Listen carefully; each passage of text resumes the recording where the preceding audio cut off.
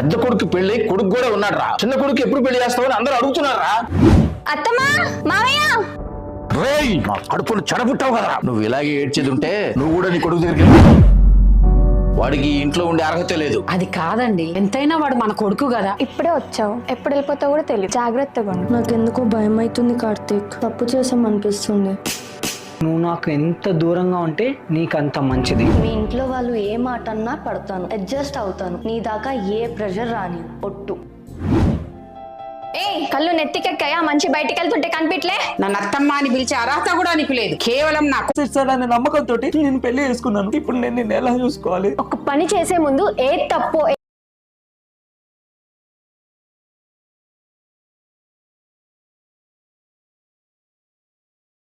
చేస్తాడనే నమ్మకంతో నేను పెళ్లి చేసుకున్నాను. ఇప్పుడు నేను నిన్ను ఎలా చూసుకోవాలి? ఒక పని చేసే ముందు ఏ తప్పు